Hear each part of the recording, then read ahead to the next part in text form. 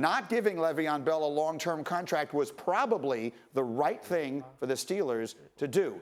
We welcome Jonathan Vilma, who played linebacker in the league forever. You're looking at me like I'm crazy. Tell me why. You are crazy because you're ripping off a bunch of stats, which is fine. But when you have to play the game and you have to figure out how to defend an Antonio Brown and Le'Veon Bell, you can never pit one above the other. You have to say that they're equal. They complement each other because if Le'Veon Bell's not there, Antonio Brown, I can design all types of defenses around Antonio Brown to keep him locked down with the press man corner and then a safety over the top. On the flip side, if you don't have Antonio Brown, I can put 8 in the box all day on Le'Veon Bell, and then he won't run the ball. He won't be as important. So the fact that having both of them there and using them equally, because when Le'Veon Bell has 20-plus touches, Pittsburgh's a monster.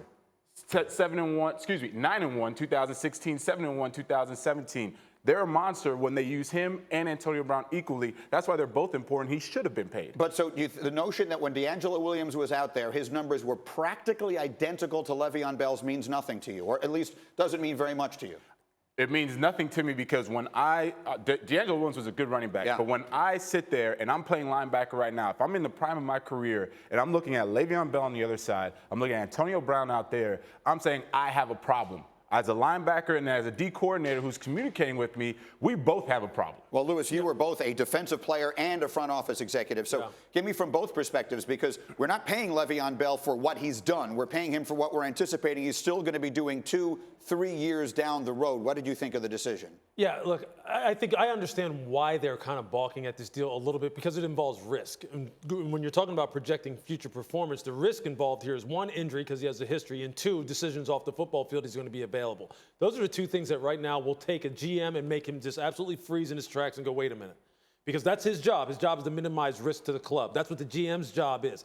The job of the player is to maximize my cash flow. So we understand. So don't, look, people, get off Le'Veon's back as far as the fact that he's trying to maximize cash flow at a position where you know it's very tenuous as far as how long you're going to be able to play. That being said, look, what Jonathan made were some great points. What it speaks to is this: Antonio Brown is just a beast. If he had just practice squad running backs, he's going to get his because he's that good. And it doesn't matter who covers him. It doesn't matter how many coverages you design for him. He's that good. But this team is infinitely better when they're both there. Now, what it also says is when you're talking about DeAngelo Williams is the fact that they have a good overall scheme. They have a good offensive line. Football's the beautiful team game. So this team right now is put together in such a way that you can put someone else in there and they will excel. James Conner is going to look good. When you look at his preseason film, this kid has an uncanny running style that kind of reminds you a little bit of Le'Veon Bell. You can tell in practice he's watching Le'Veon Bell. Very patient behind the line of scrimmage. Very good lateral quickness. Very good acceleration on the second level and ability to finish. And they run all the same things with him that they run with Le'Veon as far as gap and power schemes, inside-outside zone schemes, take him, detach him out of the backfield, run wide receiver routes. You saw James Conner do all that in the preseason. So they're going to be okay, but they will be much better with Le'Veon. And I will say this: when the chips are on the line for the Pittsburgh Steelers, I call Le'Veon Bell Control-Alt-Delete, meaning he's going to reset everything. When everything's going haywire for Pittsburgh, this is what they do. Okay, give it to 26.